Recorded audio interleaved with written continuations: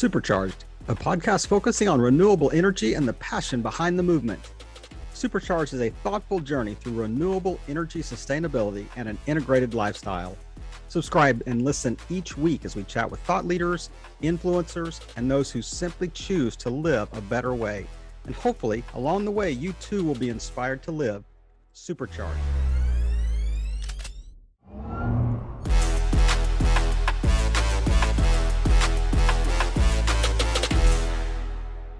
This is Kevin Pruitt with another episode of Supercharged, the podcast about sustainability and integrated lifestyle. And my guest today is Jeremy Clarke. Jeremy, thanks for joining us on Supercharged. Hey, good afternoon. Thanks for having me. So, man, you've got a really interesting background. You and I have known each other for a while, but we're going to get into that. But just tell the audience a little bit about Jeremy Clarke. No, absolutely. So, I've been in the energy industry about 10 years or so now. So I graduated with a mechanical engineering degree, got into hydraulic modeling of natural gas pipeline systems. I did some work with different power plants, doing thermodynamic curves and tracking performance on those. And since then have been in various other roles in energy, and now I find myself in renewable natural gas, taking manure from swine and turning it into a product that we can use at our homes. So you currently work for a large energy producer on the East Coast that is primary. What's their primary energy source or energy production? Yeah, so we would consider ourselves an integrated utility, but we provide regulated power throughout most of Virginia and some of North Carolina, as well as a lot of power generation in the Mid-Atlantic region. And so we're predominantly in power generation, transmission, distribution, as well as natural gas distribution in several other states. But we total 18 states for our footprint. So how long have you been with this company? So I've been there just over 10 years now, right out of college, and haven't left. So you've seen obviously a lot of change in those 10 years. Have you seen a pretty major shift in the company toward renewable energy or kind of alternative energy sources? Yeah, no, it's been amazing actually. I mean, if you look at 10 years, depending on how you look at it, can seem like a long time, but it's also a fairly short amount of time when it comes to, just energy infrastructure as a whole, because projects take a while to develop. But when I started in 2010, there was a pretty large movement going on converting from converting from coal to natural gas. And at the time, it was the Obama era, like clean power plan, and the EPA was looking at requiring different carbon offsets and that sort of thing for companies. And so there was a big move predominantly based on that and the fact that there was a new drilling technique for natural gas called hydraulic fracturing, which can be controversial, but it essentially made natural gas extremely cheap and efficient to use, while it's 50% of the emissions from a carbon standpoint. And so we were well underway converting lots of our power generating assets from coal to natural gas. When I had started on the power gen side, I worked on quite a few projects. I think we had $6 billion worth of growth projects over a 5-year period that I had started with Dominion, just expanding the natural gas pipelines that we had, so that power plants and folks that used coal could switch over to natural gas. And that's since evolved from that point to looking at how can we even push it further from natural gas into cleaner sources such as solar, wind, supplementing that with natural gas, and then even further into these newer types of projects like renewable natural gas and those types of things that I'm doing now. So we've kind of talked a little bit on the macro scale of things about, kind of the large energy producers and distributors, but on a more micro scale, just you as an individual. So how would you define, when you hear the term sustainability, how would you define that personally? Yeah, I think for me, sustainability is truly being able to have your existence and the way that you live your life be repeatable and something that doesn't cause damage to the environment and the community in an ongoing basis that can't be repaired. And so trying to make sure you're doing everything that you can to have renewable resources is a good way to start. So what are some things that you've kind of done personally that you've maybe put into place? Your wife that is kind of in this space that are just, small things that may over time have a larger impact. Yeah, no, I think, the easy things are just making sure that we're, looking at our recycling, what kind of packaging for the things that we buy. But, we like to, we kind of get made fun of sometimes, our family and friends, but we like to, reuse certain things that, instead of buying new, finding where we can reuse. And that's been popular in some areas with reclaimed wood for decorations and that sort of thing. But we like to try to live by that standard as well. So that's more at home? What have you seen just like in the workplace that, what has your company that you work for, what are some things that they've actually put in place, maybe even in their work environment, that you can see that, they're trying to make an impact? Yeah, no, absolutely. And so it's everything from, we just recently built a new building downtown, and it's your LEED certifications, which mean, designing the building so that the natural light gets through the windows and can reach everybody's desks, and you don't have to use a lot of lighting, electricity for that. Everybody doesn't have big trash cans by their desk. We've got centralized trash cans to encourage people to minimize trash use. Going green with our printing and everything. We got little stickers that remind us, the impact of what each page, does to the environment and what that costs. And so just being aware of it, right? I mean, we're not going to necessarily be able to cut out everything if we want to, run our business efficiently, but being aware of it and setting up our employees to make good decisions, I think is a very good way to look at it. So yeah, I know you mentioned earlier that you kind of transitioned to, a special project that really deals with like pig waste. So tell me how that transition occurred, and kind of drill down on the specifics of what are the details around the project? Yeah, so it's kind of funny because I joke to people when they ask me what I do. The first comment I make, have you seen Mad Max? How they use the cow manure, and I should probably know more about that movie so that I stop telling people to look at it. But it's similar to that. And so what we do, and I'll back up kind of to how it started, but we're a big, like I'd said, large integrated utility. And several years back, I believe it was 2017, our CEO came to kind of an all hands meeting, and one of his big things was, utilities are one of the last remaining monopolies out there, and the opposition's coming for us.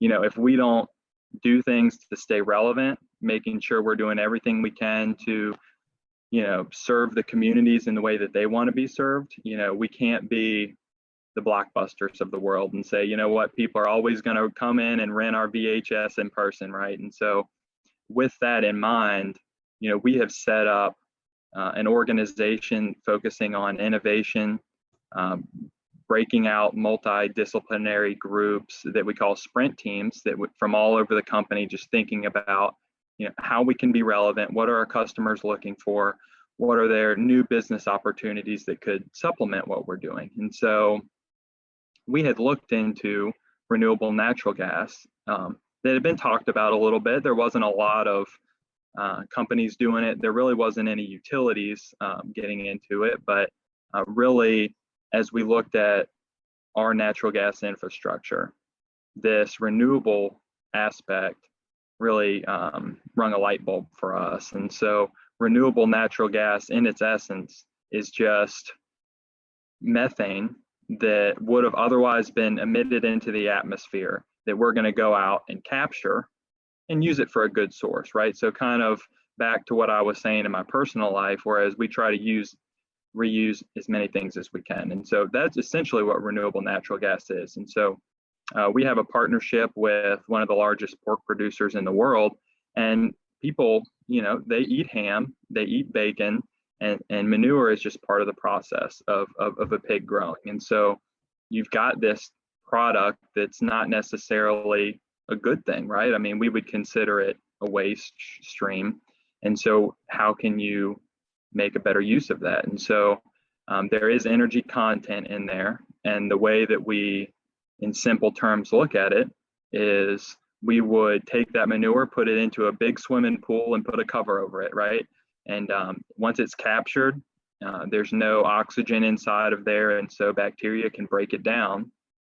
It turns into about 65% methane, 35% CO2, and there's a few other things, but it's a pretty simple process, right? And because what goes in comes out, right? And so there's the feed, but we have a pretty good idea of what's in the feed and what's going to come out. And so really no surprises there, but we capture that, and then we just go through a process of cleaning it up, right? I mean, we have to take the water, basically the condensate out of it so that we can move it either via pipeline or truck to a location to be cleaned up. And we've got some simple technology, really. There's a couple of big ones, one that we call a pressure swing absorption system. And that's kind of like if you go to the shoe store, Shoe Carnival, and you buy yourself some Sperry's, and usually you'll see a little packet of little beads in there that silicone, dry. Yeah. That's right. So it's basically a couple of towers, filled up with those that just absorbs the CO2, but it doesn't absorb the methane. And so we use a simple process like that to take it out, and then you've got essentially 99% methane. You connect up with a pipeline that's already running, down the street to go to people's homes, and you put the renewable natural gas in it and deliver it to the customers. How efficient is it compared to, say, just normal natural gas? Does it burn about the same? Does it produce about the same amount of energy? Yeah, no. So, you would look at the heat content of the gas. And so being that what we're taking is essentially almost pure methane, it's probably going to be a cleaner, more efficient, more steady burn than even your normal natural gas. And so it is very much equivalent. Pipelines have pretty strict gas quality requirements. So if it wasn't equivalent, they wouldn't let us put it in. Mm-hmm. They'd shut us in. And so we do have to monitor it to make sure nothing gets in unexpected. But, for all intents and purposes, it's a really great replacement, and you would never notice a difference. So what happens with all of this waste that you've collected in this, veritable swimming pool? So after you've extracted the methane gas from it, does it break down? Do you then have to dispose of what's left? I mean, what happens to it? Because I would think at some point in time you're filling up the pool. Yeah, right. And so that big pool, we call it either a covered lagoon or a digester. And part of the existing process, I guess, is a good place to start. And so the existing process, it just goes to that lagoon or pool without a cover on it. So the process is that it goes in there and it sits there and it breaks down to a point to where most of it gets emitted over time. But as part of their practices, they do at times dredge the lagoons. They do field apply it. There's nitrogen, some other stuff in it. You can use it for fertilizer, what's left like over. Composting type thing, almost break down. Yeah, exactly. And so that's predominantly how it's used today, but it does build up over time, over 10, 20 years. You slowly have, a layer build up that you can't get rid of everything.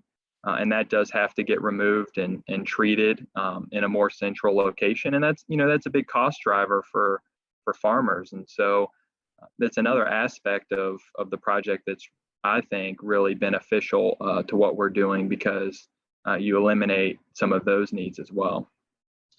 When you compare like this new methane gas capture technique when you compare it to other alternative energy sources like solar or like wind, what's the cost comparison and efficiency? I mean, is it almost like for like, or is, methane gas still so much cheaper because we have the infrastructure to deal with it?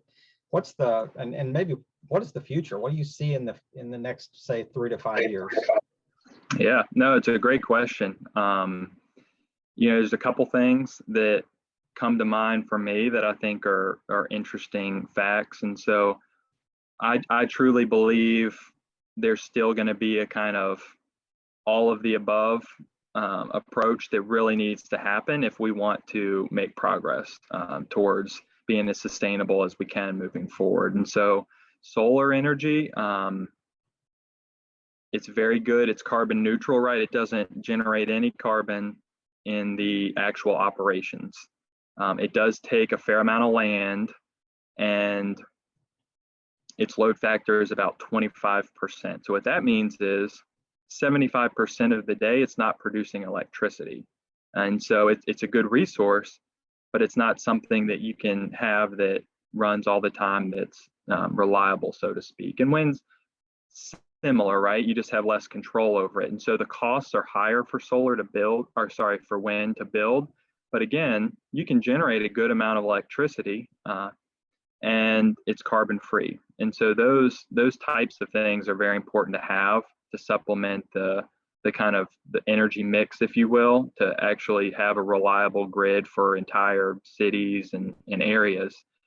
And so renewable natural gas fits into that mix very well because, as I had said before, it's actually carbon negative, right? And so it's not just not producing any carbon, it's actually taking more carbon out of the atmosphere than would have otherwise been without the project. And so because methane is such a powerful greenhouse gas, it's actually 25 times more potent than CO2. And so when you talk about emissions, these renewable natural gas projects really, pack a pretty big punch. And so, some of the projects that we're doing, I mean, you talk about clustering a few farms together, you can maybe serve 3,000 homes with that energy, but you're also looking at the carbon impact of taking like 30,000 cars off the road indefinitely just from that.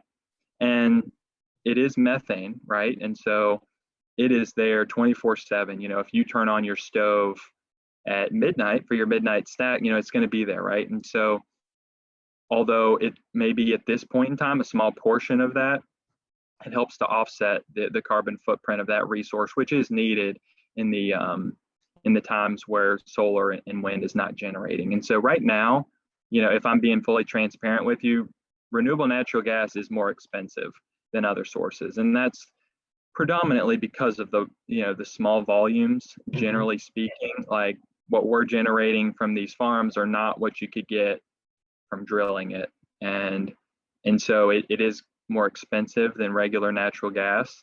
But there's several different markets, some compliance that they're willing to pay more to offset their carbon footprint because the government says they have to do it. But then there's some voluntary folks like your Googles and Facebooks of the world that want to say, we want to be truly carbon neutral, or somebody that may even want to be carbon negative, and they're willing to pay the higher price. So it's more expensive, but it doesn't necessarily translate into higher prices for us on our electricity bill without it. But there's enough people that see the benefits that want to pay for that extra price. And then our goal is, over time, we're going to get better, more efficient, and drive that price down, just as we saw with solar prices, a decade ago. Right.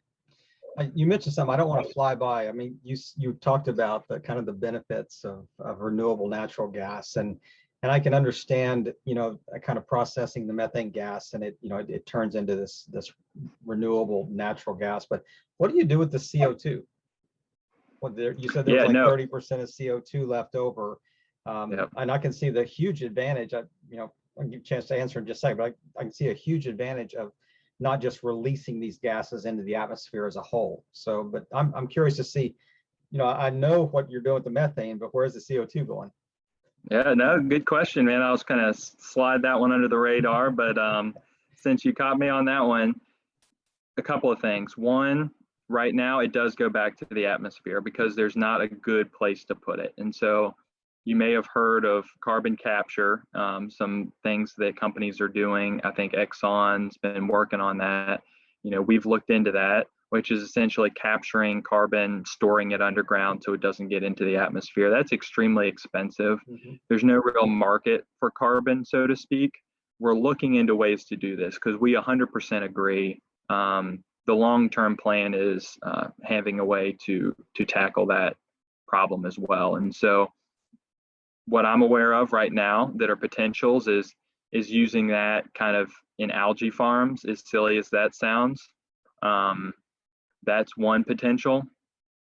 And then there's a much more complicated process to whereas you can use electrolysis and hydrogen mixes to blend this carbon molecules into different molecules and make more methane out of it. And I won't get into the science on that, but there's a lot of exciting things they're coming down the line that I could see maybe, in the longer, maybe not 3 to 5 years, but in the 5 to 10 year range, then hopefully those will also be items that we can kind of tag on to this and keep moving progress forward. So I didn't mean to call you out on the carbon offset because I do think the methane capture, you said it's a lot more potent anyway than carbon dioxide, and just the whole idea of releasing the methane just into the atmosphere too, but you're actually offsetting that. But you did mention the word, we talked earlier just briefly about carbon offsets. So what exactly is that? And are I think I've heard the term credits, like carbon credits, like that. So what does that mean as we're kind of wrapping up today? Yep, no, absolutely. And so basically a carbon credit or renewable energy credit, however you want to call it, is essentially a credit that is assigned when you generate any kind of renewable resource. So if you've got solar or wind, say you generate 10 megawatts, you can get 10 credits to either sell to a customer so that they can link their usage to a renewable source, or you can keep it so that your offset is gone down. So we'll go say there's like a festival on the street downtown, a watermelon festival in the city here. We'll go down and you'll see a little tent and there'll be people up and they'll say, hey, if you want to be more sustainable, what you can do is you can pay a little bit extra on your bill in order to make sure that you're purchasing energy from a solar farm or a wind farm.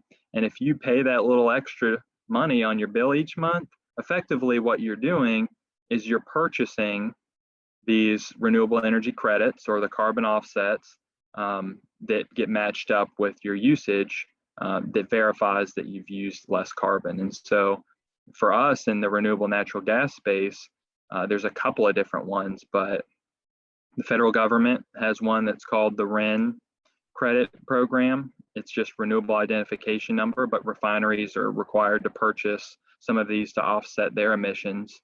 And then there's one in California that's a really big deal. It's called the low carbon fuel standard. And so the California Air Resource Board has put together this big program, and they're trying to incentivize lower emissions related to transportation.